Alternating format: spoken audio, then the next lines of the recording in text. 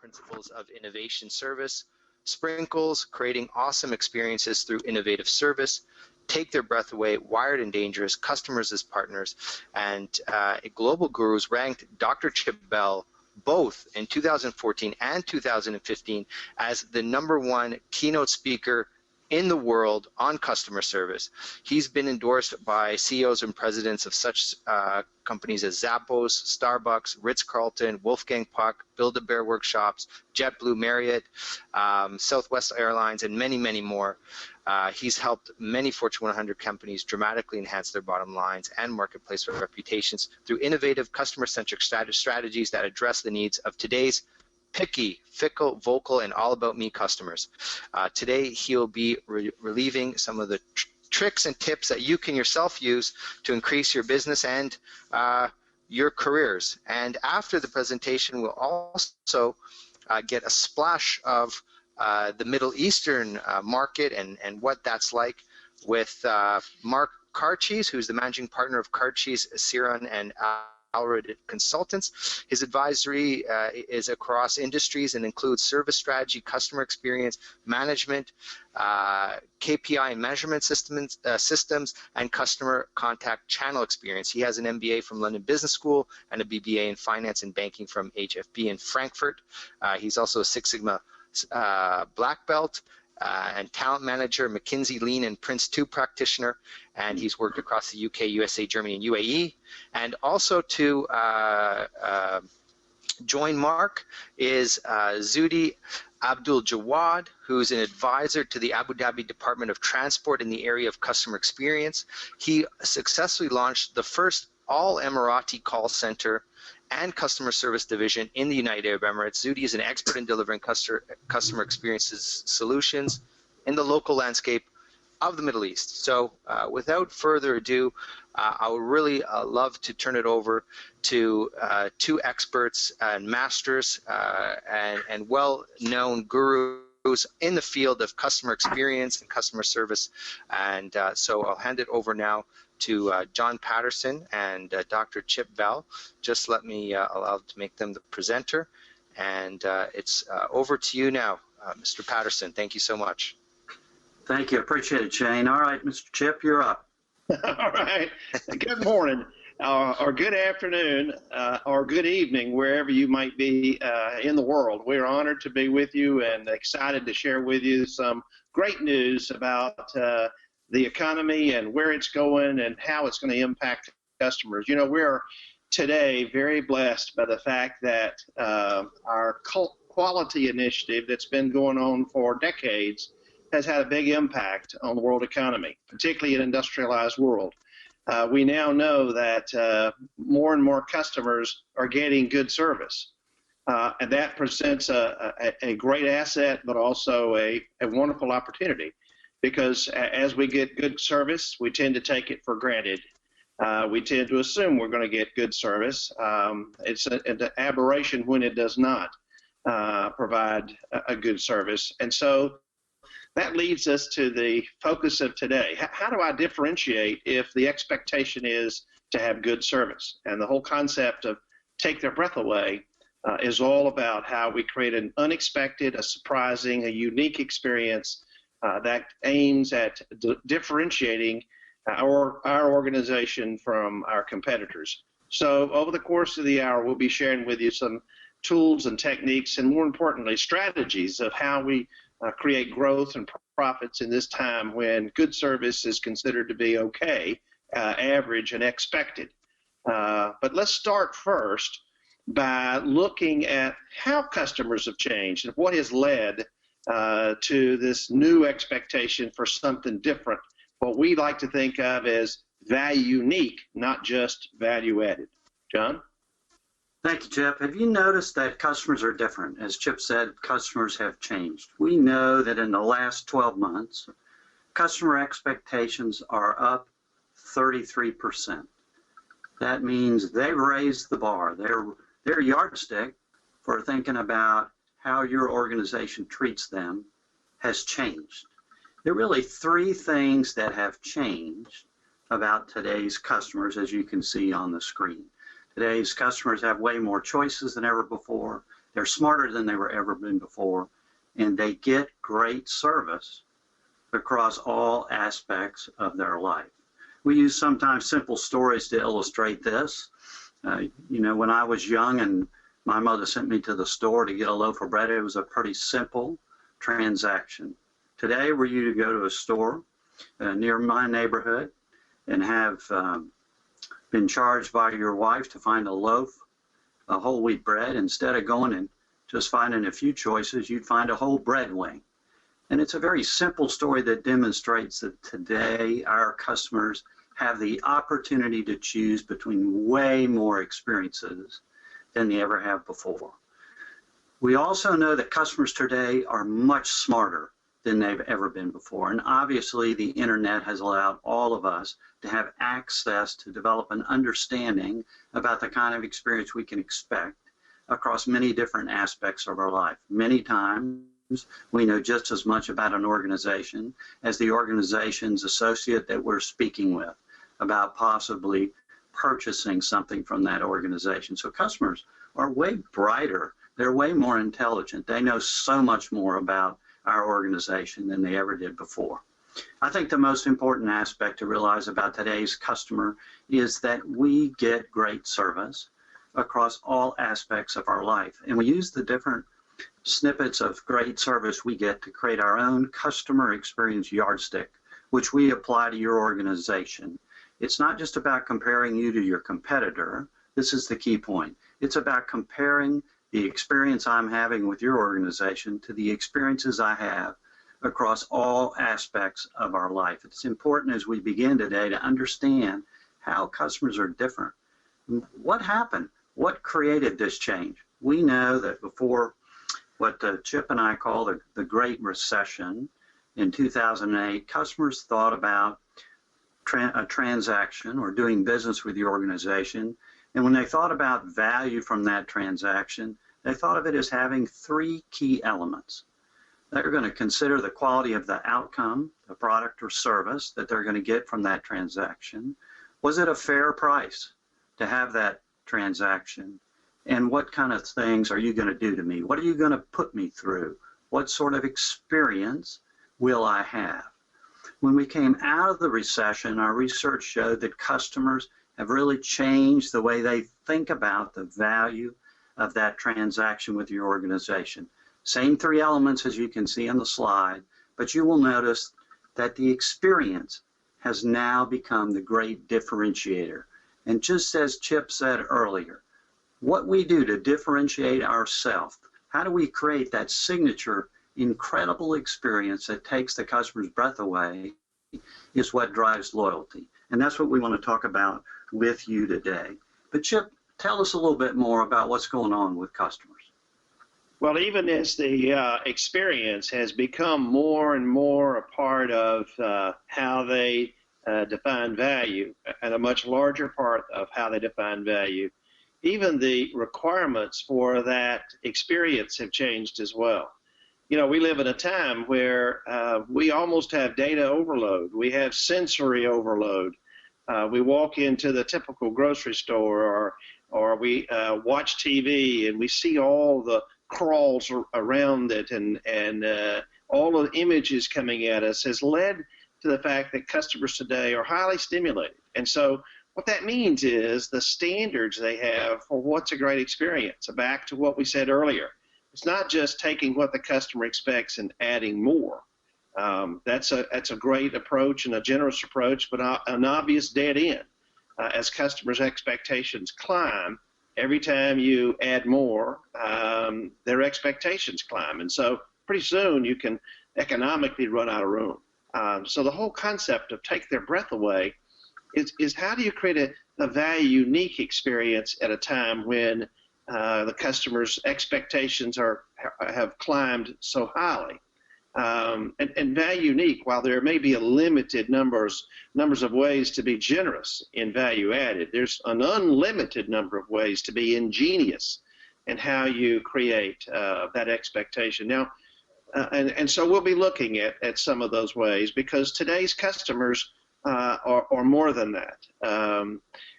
As you'll see on the next slide, today's customers are picky.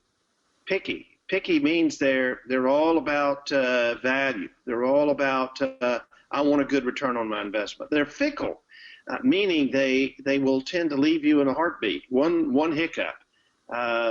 Some recent research asked organizations, what percentage of your customers after one bad experience will abandon you? And the organizational leaders said probably 16%. But in actuality, when the customers were asked that same question, 86% of customers said I would leave the organization with only one bad experience, an indication that they're much less of a much shorter fuse today. Brand loyalty tends to be down significantly. They're vocal. They tell the world about their experience much more so than they ever have before. We like to think of them as vain. We've taught them to be vain.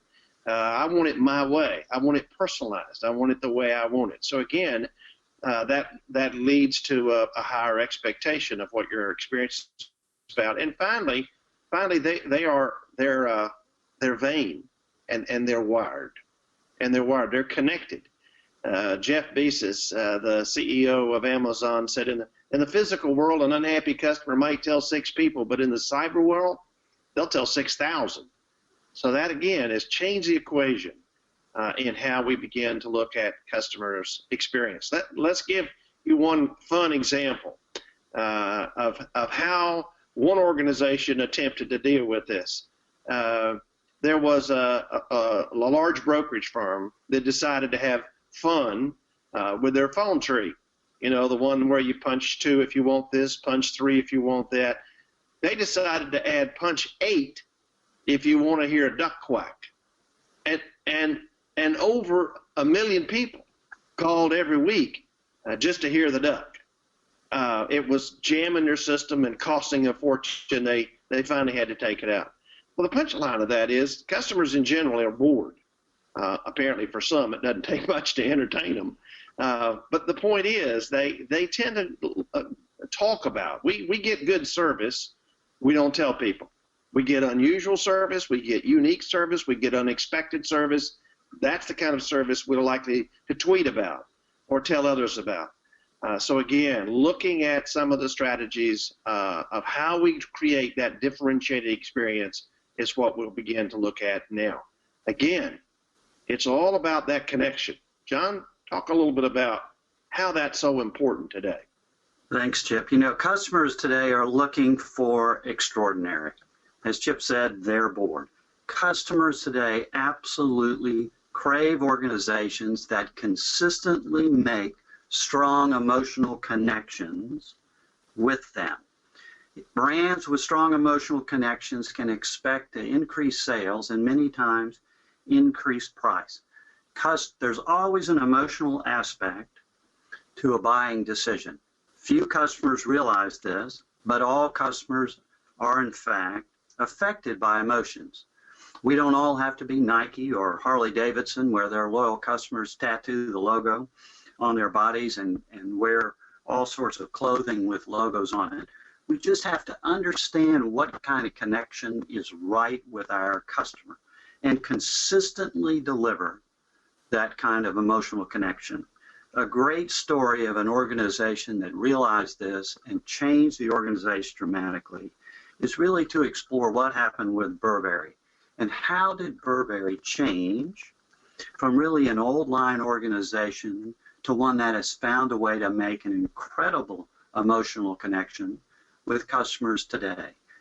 An organization that has combined digital with actually the retail experience, where in the store they make that emotional connection through the use of technology like RFID, that as you walk by some of their clothes, you have the opportunity to view a video which shows you the craftsmanship that went into that coat that you might be looking at. But Burberry realized early on they had to select their target and build a strong emotional connection with that target, one that they could repeat consistently if they were going to grow. And what a smashing success that's been. And of course, the CEO of Burberry is now working her magic with Apple, who already had a tremendous emotional connection with its customers and continues to increase that emotional connection in their retail stores. So as Chip says, the customers today are looking for something different, something that is value unique, and they're looking for that strong emotional connection. For any organization, no matter which arena you operate in, it's understanding which emotional connection is right for you and making sure you can consistently deliver the kind of experience that, in fact, will take their breath away. But taking their breath away is a little more difficult than you might imagine. Chip, talk a little bit about that.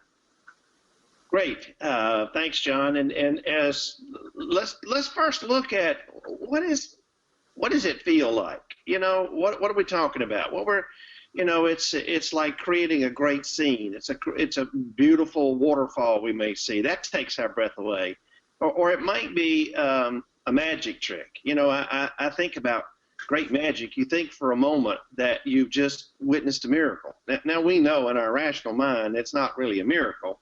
But for a moment, it causes us not to just go, wow, but go, whoa, I didn't expect that. So again, part of the characteristics of take their breath away, it needs to have some unexpected dimension to it, positively, delightfully unexpected. Let's look at an example of what we're talking about. Again, it's a slide like you might see, but let's give you an example of what we're talking about, that feeling that you're trying to create in your customer. Let's take a look at the next slide and ask you to count every square you see. Okay, we'll give you a minute or two to look at that diagram. I'm assuming that the instructions are clear. Count every square you see.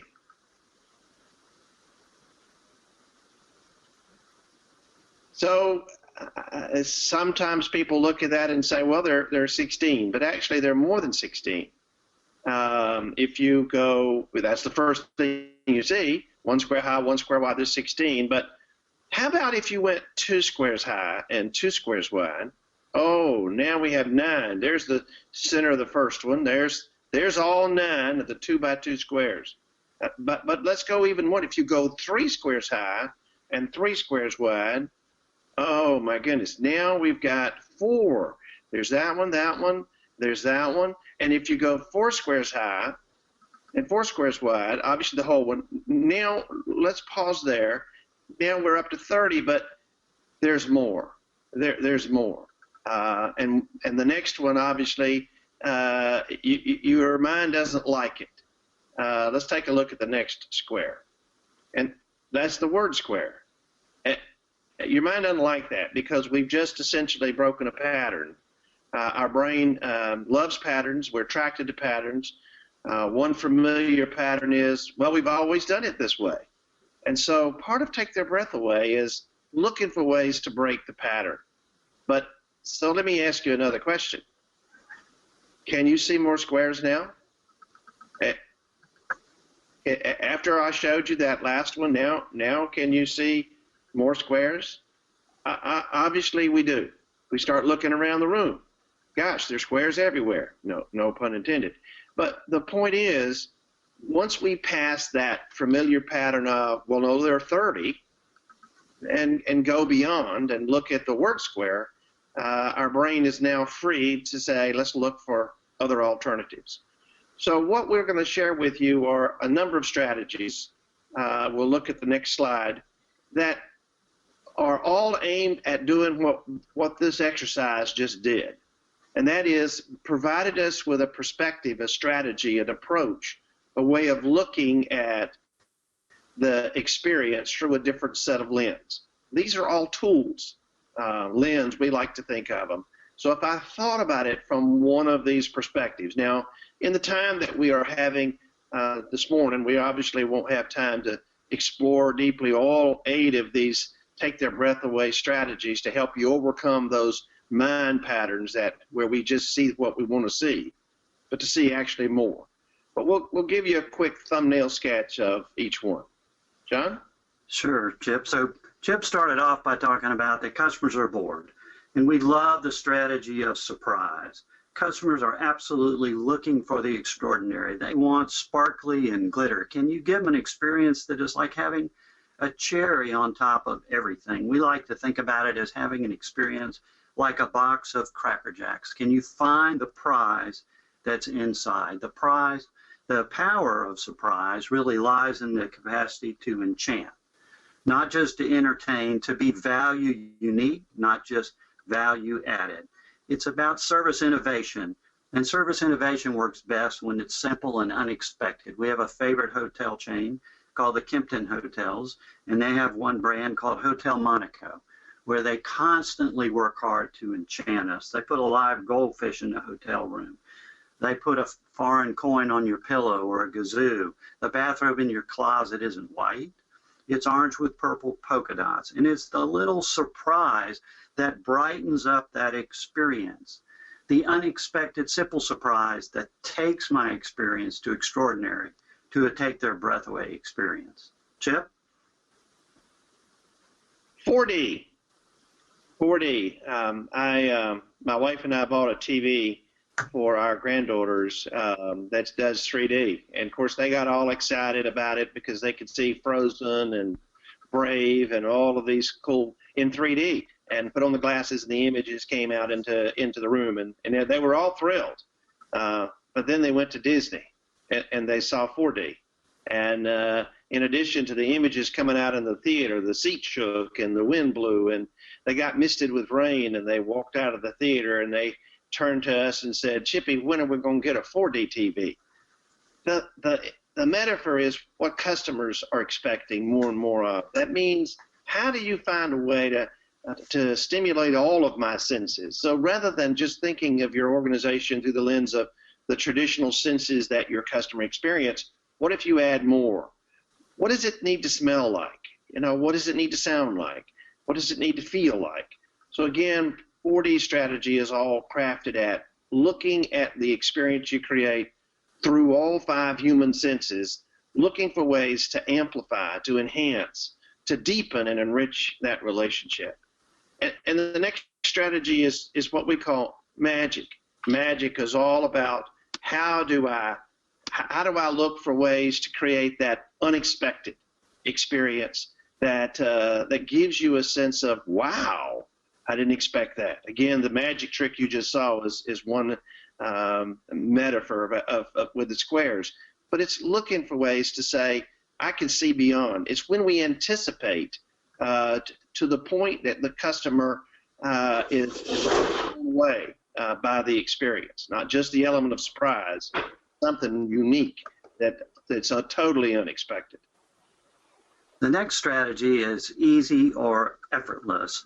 And we would ask you to think about when customers interact with your organization across their entire journey, what sort of experience do they have? How frictionless is it? There are great examples of organizations like Amazon or Zappos who have taken easy and effortless to a new level. Today, in this crazy whirlwind world that we live in, where we all are overstimulated, effortless is critical. Having great people is obviously an important component, but how the customer feels after coming through that experience is absolutely high on their scorecard for loyalty. It can be as simple as, what's your visit to the cardiologist like when you do that stress test? And is there a Carmen there who makes that just an amazingly easy, effortless, frictionless experience and actually gets you in and out of there faster than it's ever happened before? When you step back and think about the experience from your customer's perspective, what would they say about how easy it is to interact with your organization? Chip? Mentoring is all about helping the customer learn in unique and unusual ways. Research shows that simply proactively providing customers unique, unusual, unexpected learning opportunities increases the likelihood of them buying with you again 32%. Let me say that again. Proactively providing new and useful information to your customer that helps them grow increases the likelihood of them doing business with you again 32%. Customers today crave organizations that help them keep up, that help them grow, help them learn. And so it's looking for ways to say, how can I hardwire learning into the DNA of this experience? How do I help my customers grow? Generosity is reflecting that attitude of abundance. You know, I had breakfast at a great restaurant off the lobby of a hotel, and when I finished my breakfast, the waitress, Sandy, wonderful waitress, wonderful breakfast, brought me a complimentary Go Cup of coffee fixed just the way I like it. And that's happened to me before. And it was clearly a great example of value added. And I thanked her. You have no idea, Sandy, how much I needed this cup of coffee today. But then she added the following line: "It is our gift to you." And simply adding that expression, our gift to you, the expression of generosity, took that experience from being solely value added to value unique. And I have told that story to thousands of people. Our next strategy is partnering. And if you look at the research, we find that customers' loyalty absolutely soars when they discover that they can become an active participant in the service experience. So this is all about participation. Harley-Davidson created the Harley Owners Group as a way to bring Harley loyalists together and involve them in Harley's operations, their product design, and of course those amazing biker gatherings. Burberry created an approach that allowed customers to design their own coat. It's been a huge success. And we know the dealers for BMW's Mini Cooper allow customers to watch their Mini Cooper as it's being, quote, born or manufactured, and to watch its status from the very beginning of manufacturing to when it's ready for delivery. And then there's an amazing Build-A-Bear workshop, which has grown tremendously by bringing kids and parents in to the experience of building their own bear. So finding a way to make your customer a partner, a participant in the experience is huge. Partnering involves generosity, it involves trust, and it involves absolutely bone honesty so that the partnering becomes a true relationship. It's really about focusing on the relationship and not getting deterred by one transaction. Companies that are great take a long-term focus on building and maintaining an incredible relationship with their customer, and partnering is just one key way to do that. And our last strategy, I think appropriately here as we get ready to move on and tell you about a couple strategies in detail, is about recovery. You know, customers don't expect us to be perfect, but they sure do expect us to know how to fix things when they go wrong. And it's understanding that when our victimized customer comes to us in that victimized state, they are in fact almost, quote, temporarily insane. And so we have to have a plan, a strategy, and some tactics to deal with that. It is an amazing opportunity to turn the customer from victimized actually to more loyal. We know from research that if we have a very effective recovery strategy and tactics, that at the end of that recovery, we are actually able to increase loyalty by about 8%. In order to do that, you have to have a plan, you have to have a strategy, and you have to have folks in the organization who are well-versed in what the approach is. There are 5 key principles, and we're going to go right through these very quickly that you need to apply. Maybe we'll have time to talk more about this because it's a very interesting strategy. We believe that remarkable recovery starts with great communication.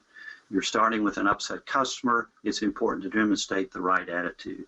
We believe you have to realize that customer complaints are valuable gifts because there are only about 4% of folks who've got a complaint that are going to let you know what that complaint is. So they really are gold. Customers experience service breakdowns in different ways. We see this as we observe what goes on around us. A great place to watch this is in the airport. It's important that we understand how they experience those breakdowns. We know that customers have recovery expectations, and it's our job to learn those and understand what we need to do to match up with those expectations. And the hardest thing for folks to remember on the front line is that service recovery is not just the physical repair of the issue, but it is the emotional repair of the customer. So we bring that customer back into the relationship and improve their loyalty. We don't have much time, but we wanted to take a deep dive into just 2 strategies. Chip, before we do that, let me talk a little bit about customer touch points. Sure. It's really, really important today when we have to create an experience that matches up with our customers' expectations, and those expectations have increased so dramatically that we understand from the customer's point of view what their journey has been like. As they go across the entire organization, what are the different points of contact for our customer or potential customer from start to finish? It's important to understand this from the customer's point of view and understand it well enough so that you know which touch points are the most important ones, because touch points are not created equal. And in order to do this, we have to look at touch points from before our customers interact with us, obviously during their interaction, and what happens to the customer after the interaction. It's only through understanding this that we can create the kind of design that drives the kind of loyalty that Chip's been talking about when you deliver the kind of experience that takes the customer's breath away. So Chip, take us through 4D real quick. Certainly. We'll take our next slide as an example. And again, John gave you a little bit of an overview. We can go ahead and put it all up, John. The examples that he used earlier of not just a chocolate on your pillow at turn down, but something totally unexpected. You know, instead of the bathrobe just being white, it's leopard or zebra print. Instead of no pets allowed, this hotel allows you to they put a goldfish in your room, and they only ask that you give it a name.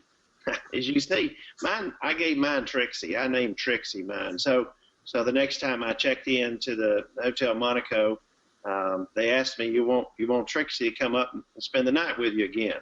Which you can imagine how fun that would be for the front desk. But they're a lot more than that. Again, it's recognizing they're a pet-friendly hotel. They make sure that your pet gets a nature video to watch in the room while you're gone. They make sure your pet gets a turn-down bone or a turn-down treat. And, you know, many hotels will have a kind of a general manager's wine and cheese gathering in the lobby at 6 o'clock. But they go one step further and make sure that has something unusual, unexpected, like someone there is a palm reader, a mime, a magician. Again, the whole attempt is to take the experience and say, how do we elevate it to a new level, enriching it with attention to all of the senses.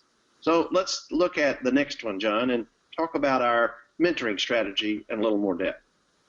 So Chip mentioned the amazing impact on the average lift to repurchase it has when we're able to be a customer mentor. You can see the different factors of service delight up on the screen here, and this is from John Goodman's great research about when you think about a customer's experience and if you're able to consistently delight that customer, what's the opportunity there as an average lift to repurchase? And obviously, the big one that's in those bold blue letters says that if we are able to teach our customer to proactively deliver useful information to our customer during their journey, the average lift to repurchase is 32%. That's huge.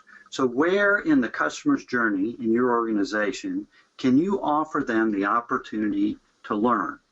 As a mentor, we know that our role is to help people learn and grow. How do we apply this to our customer? We have some clients like All Good Pest Control that has done an amazing job of educating anyone who comes to their website on how they can best protect their home and their family from pests. They've done an amazing job, and it's helped that company grow dramatically. We've already talked about Harley Davidson that involves their customer and provides incredible educational opportunities for those customers. We find there are a number of grocery chains in North America that have picked up on the opportunity here to be a mentor. And if you go on their website, that grocery chain provides their customers with incredible amounts of nutrition information, as well as an entire recipe book that takes you from the first course all the way through to dessert.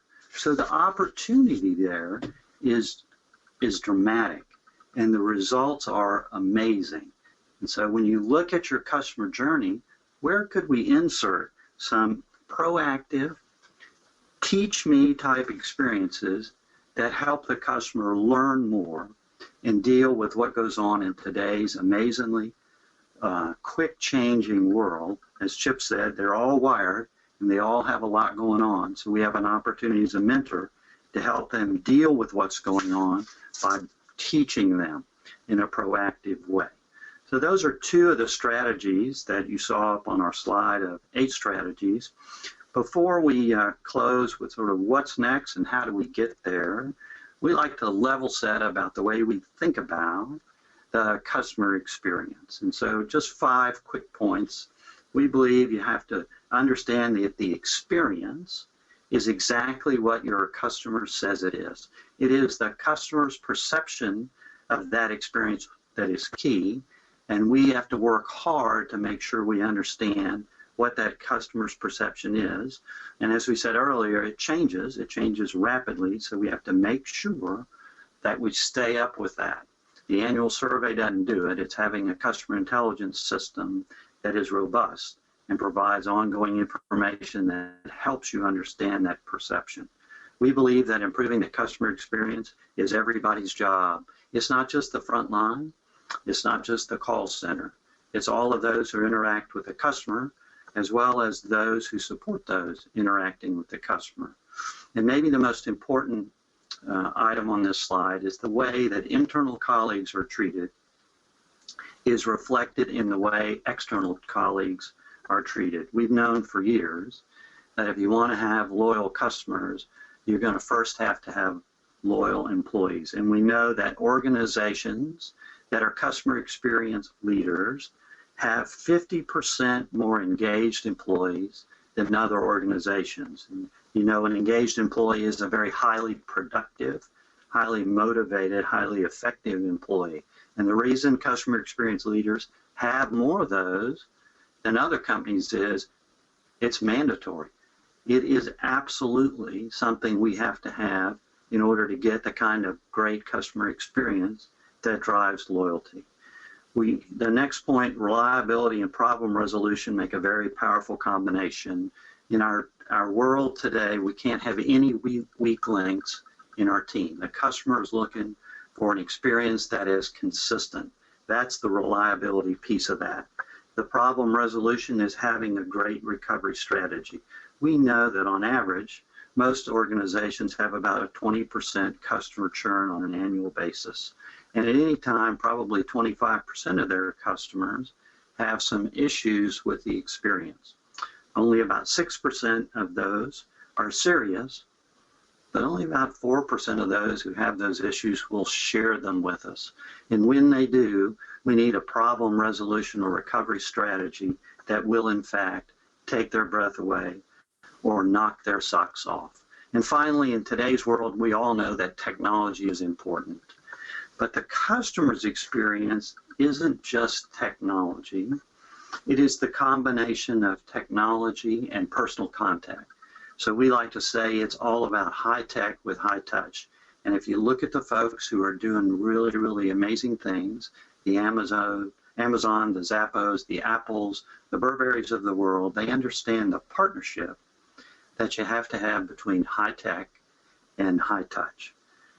So Chip, what's next? What's next is we're going to take some questions, and we are looking forward to a conversation with Marc and others. And what we're going to put up on the screen are just some 10 ideas of what you might do next. You could just read and review as we go through our Q&A. So Shane, we'll turn it back to you to entertain our questions. Sure. Can you hear me there? I think my mic's back on. Yep. Excellent. Well, thank you so much for that. You know, and I think obviously you're here giving us tips on how to improve our customer experience. But I think whenever you get the opportunity to deal with anybody who's number one in the world at what they do, you always get tips as well as how to be a success. And, you know, I think if there's anyone out there who's really interested in building their career as a customer service professional or any professional that matter, I think there's some key takeaways. You know, number one, I think when you look at an underperformer, the first thing they do when they get information is they try to keep it to themselves.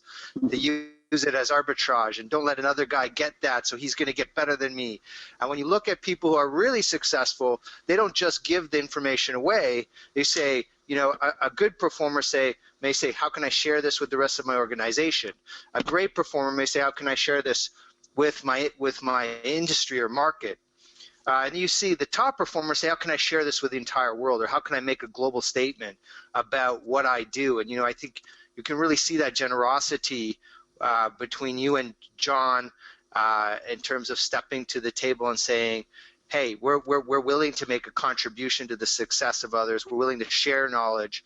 That commitment and passion with your material and your profession is really, I think, the bedrock of success. A takeaway I think we can all take to our professions, whether you're customer service or consultant or whatever it is you do.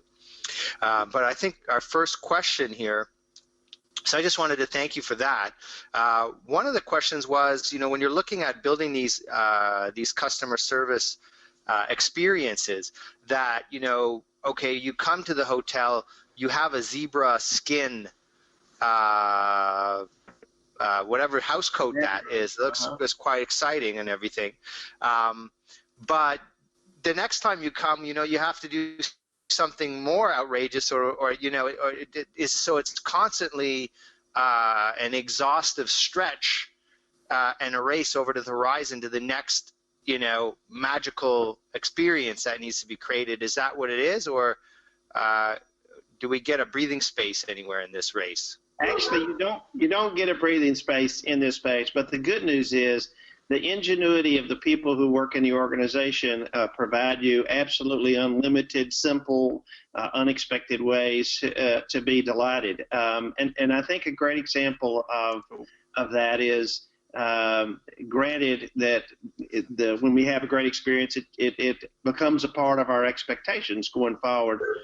But it's looking for the unique and unusual things. You know, the last time I stayed at the Hotel Monaco, for example, in addition to having all of the things some of the things that we've talked about, which they change up a lot, on my desk was a kaleidoscope, a simple kaleidoscope. You know, that's an exciting thing that we all grew up with because it's inclusive. You have to be engaged with it, and you can't pass up a kaleidoscope without taking a look through it.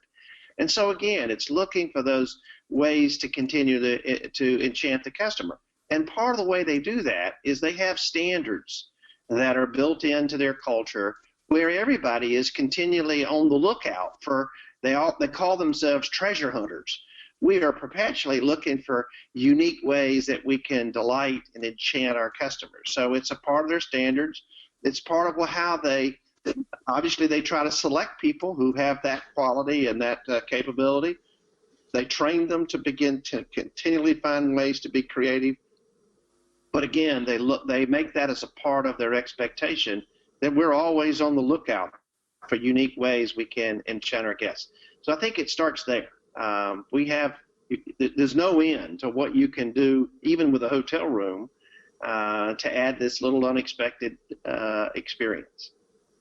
Yeah, I think, you know, Chip, one of the things they do so often is they take not only the physical, as you referred to, and the great surprise of the goldfish that seems to travel from hotel to hotel, but they are always trying to figure out how to change the service experience or convince you they know you and remember you. And I remember the first time we went to the Hotel Monaco and they figured out what your favorite beverage was.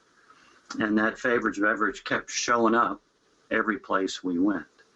And it's their willingness to stay tuned into the customer and understand what's important that really has put them over the top, I think. Just a quick question.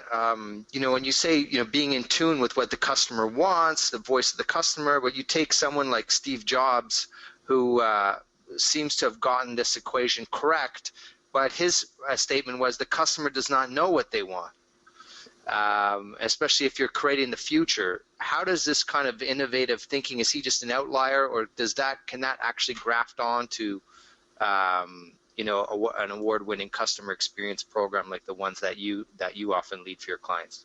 I think it's the kind of queries that you have of your customers.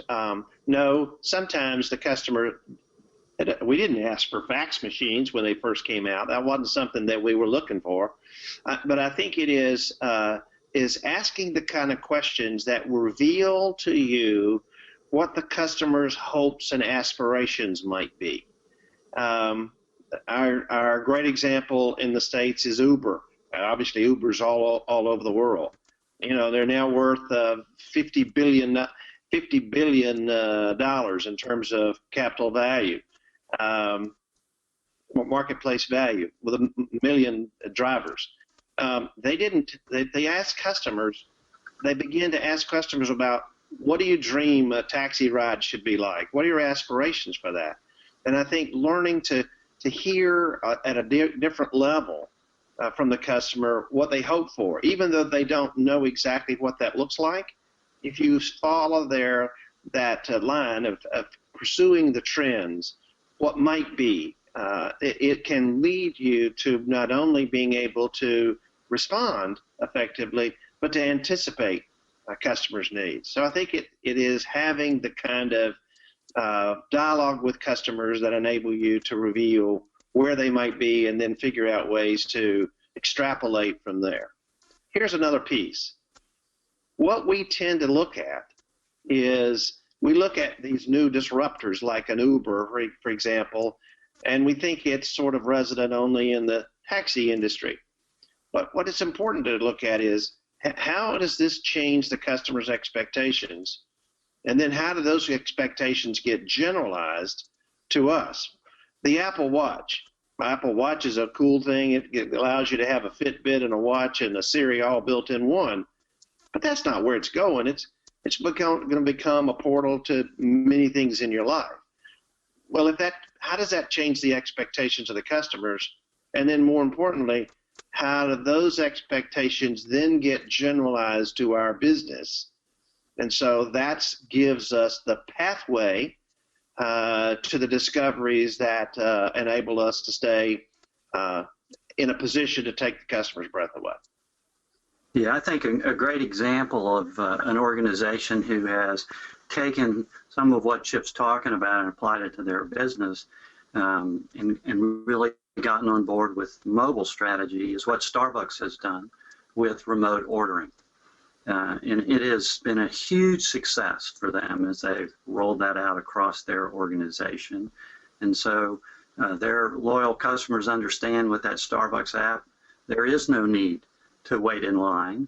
You can place your remote order and they'll tell you when it'll be there, and it'll be sitting in a specific place in the store. So when you walk in, you simply go and pick that up. You've already paid through the same kind of technology that Uber introduced to us, as Chip said, with their amazing application.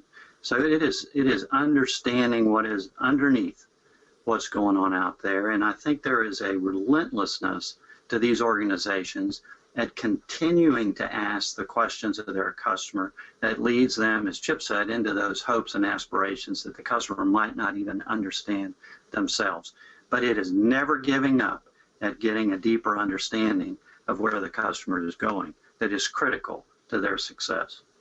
To build on that, Domino's has done something similar with, they have a Domino's app that you not only know exactly where your pizza is in the creation process along the way, and then you can also text the person who's preparing it to send them words of encouragement if you'd like to. Now, just think about those two features. What does that do to your organization?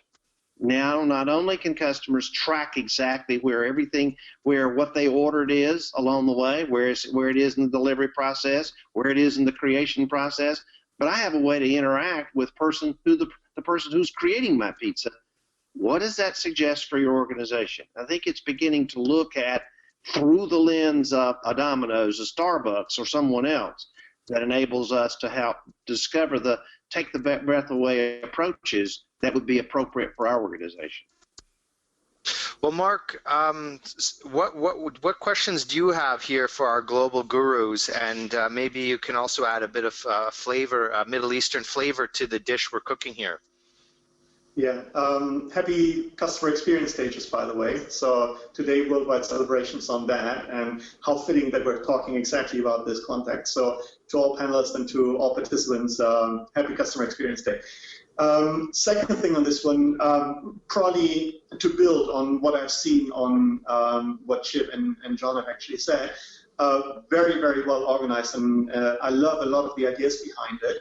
It probably boils down to like the three big aspects: that customer experience has to be authentic, it has to be trustworthy, and it has to be consistent. And if those three aspects are not there, or the organization doesn't have the capabilities to do it, they shouldn't even try to do it, because they will just kind of like disenfranchise the customer or disappoint the customer in delivering it. So probably my question that would come up, and looking at the Middle East, where every chairman and every CEO is saying, we want that. We saw that somewhere in the US, we saw that somewhere internationally, the best practices, we want that as well. But then the realities hit in where you don't even have a structured customer database. You don't have the correct understanding on who your customers are, what they want. So it's like, how far in your work do you have to track that? Because I know I do, down to the point where you first have to fix the basics before you can even put reliable, realistic, and valuable experiences on top of that. That's a great question, Marc, and I think you're going to like the answer. The good news is every organization has an absolute brilliant, insightful resource for what the customer expects, wants, desires, and what they experience every day. And that's the front line. The front line are those important. Not only are they ambassadors of the organization, but they are also your scouts who can hear, see, and experience and feel what the customer is feeling. And so I think being able to tap that resource, being able to listen to the front line, what are we hearing from our customers? What are they complaining about? What are they frustrated about? What do they want? What do they hope for? Being able to tap the front line can often give us the kind of customer intelligence that enables us to create a strategy, and despite the fact that we may not have deep customer information already in our system, but simply talking to the front line can yield you great wisdom to inform the decisions that you make. Yeah, and I see here in this region more and more examples now where senior managers stay in the front line or in a call center and really interact with customers to see, is it really about kind of like providing the best experiences, or are we at the point where we literally have to fix the very basics? And you gave the hotel example. I mean, it's nice to have, kind of like a kaleidoscope in the room, but then the question is, if the basics, like the room is not clean or the room is not made up, if they're not taken care of, then you can have the best experience behind it. The customer will still be unhappy. And I think more and more people and senior managers wake up to that one, and that's probably one direction that we need to see here. Great. That's a great. We would agree with you. Chip, I was just going to say that's a great point, and one of the places we always start. Our folks, when we work with clients, as I'm sure, Marc, for you, people get very excited about getting to the point of delivering extraordinary or amazing experiences that take their customers' breath away.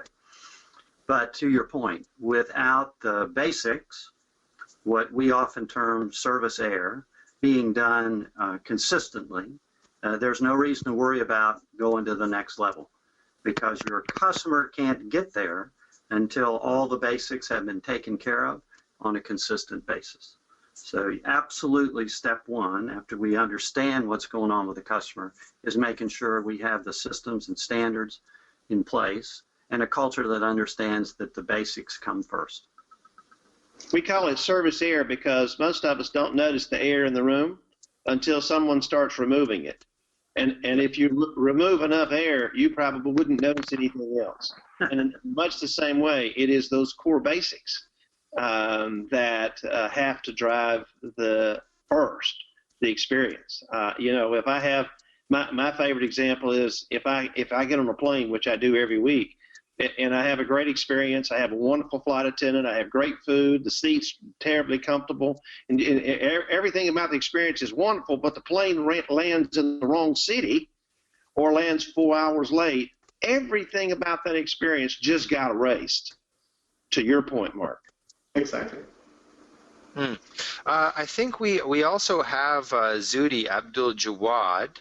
I don't know if he's Zudi. Are you there? Zudi? Okay, maybe Zudi's not there. We had a couple problems with how he was logging in, I guess. One of the other questions was, if I am a pure digital company, a .com business, how can I really increase this customer experience? It was the audience saying a lot of these examples are B2C examples, or examples where we actually can physically interact with our customers. What tips, tricks, ideas, innovation, suggestions do you have for people who are in the .com space and have limited access to that customer? Well, even if you're in the .com space and you're living digitally in terms of how you're connected to the customer, you still have an experience. And I think beginning to make sure that experience digitally is congruent with the kind of marketplace strategy, marketplace approach, and marketplace reputation you want is key. You know, when I began to, particularly now as we've moved to omni-channel, I want to make sure, to Mark's point, is this an experience that feels real to me, or is it feeling mechanical? Is this an experience I can trust? And finally, is this an experience that is consistent, no matter which channel I come in through digitally, whether I'm chatting, whether I'm online, no matter which way I'm coming in, is there a consistency across those channels, a congruence across those channels, and again, one that is that favors the customer, that makes it easy for the customer to gain what they need, and continually reflects their changing expectations. So I think, despite the fact that it may be not a human, typically kind of face-to-face, ear-to-ear connection, the fact that it's still a click-to-click relationship, I think all the rules that we've talked about in this session apply equally as well. And just to add to that, I think understanding the customer's journey and the touch points in the digital world may be even more important than when you have the physical connection. Because one of the things that both Mark and Chip have just mentioned is having a consistent experience, and we want that experience to reflect what the organization expects it to reflect. And we have to figure out, how do we inject the emotional connection that is so critical to driving success for that brand into that digital connection. So what's that connection going to feel like in a digital environment? And in order to do that, you really do have to understand the touch points in the journey, even though it's a digital journey, in our opinion. Yeah. And so whether it's sorry, Mark, please go ahead. Yeah, probably to build up on kind of like my viewpoint on this one. I think in the digital, we're dealing with customers that usually have far less of an attention span than in a direct interaction with a human being. So that means the interaction should be as simple, consistent, and straightforward as possible. So not everyone has 10 megabit internet connections or like the latest version of the iPhone. So that means that the experience has to be built up for virtually all the devices, for slower connections, and therefore it should not be overloaded with like extra advertisement or further information. To the point, simple language, and then a second channel in case you have any problems and you can follow up on those items. That would be probably my advice on this. And so whether you're B2C or business to business, B2B, you feel that really not much of a difference. No, it's all P2P. I always say, if you think you're business to business, invite some of your businesses to come to a meeting, and I'll bet you people will show up instead. At the end of the day, it's still people to people. Right. Okay, well, I think we're coming up on our time. Mark, do you have any last questions for our specialists here? Maybe when you were kind of like mentioning the aspects of your 8 points that were coming through, and you gave kind of like the examples of the 4D and so on, which one of those do you think is kind of like the first step that someone should really go for? Because obviously we need to fix the basics first, and we need to start somewhere. We can't do all of them at the same time. Which one would be the key one that you would suggest? Given what you were describing, characteristic, particularly in the Middle East, I would want to make sure I had a great recovery strategy, and John provided a great concepts around recovery. I think here again, customers don't expect you to be perfect, but they do expect you to care. And what can separate the winners from the also-rans is how I manage when I have a disappointed customer. So here again, and as he said, if they have a great experience with the recovery, they can end up more loyal than customers that have never even had a problem. And so I think focusing on that service recovery strategy might be a good place to start. I think the other place,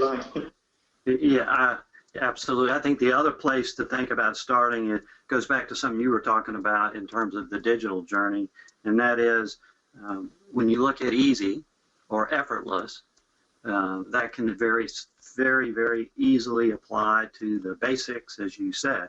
And so simplifying the interaction the customer has with the organization to get what they want can also be a great place to start. Excellent. Well, personally, I always feel that just asking the customer, because how many times have you been in a business or having an experience and the person who's servicing you just takes a breath and says, you know, how's the service so far? Is it we meeting expectations? Are we not?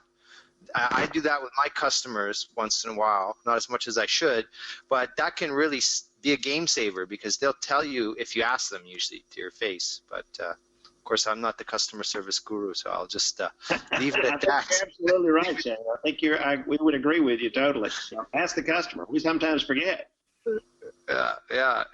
Well, I really want to thank you guys for taking the time, and I know that you guys usually charge oodles and oodles of money to speak, and today we got a taste of you for free. So thank you so much, and I hope that maybe we can also bring you to the Middle East at some point, and obviously that wouldn't be for free, but to talk and help impact the Middle East environment and help us bring some of these ideas into the region and assist professionals like Marc who are kind of pioneering. There's maybe a handful of Marcs out here right now. So I just really want to thank you again for taking the time to talk to us today.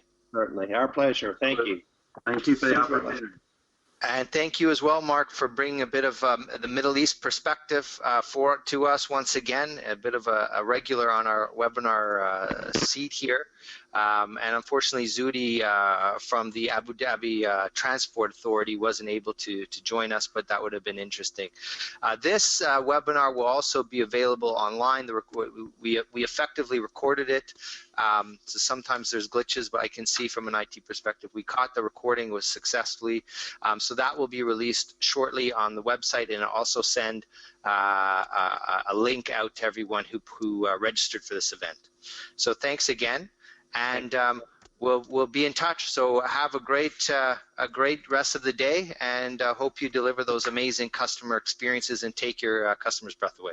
You as well. Thank you so much. Thank you very much, Shane. Thank you very much, everyone. Okay, bye now.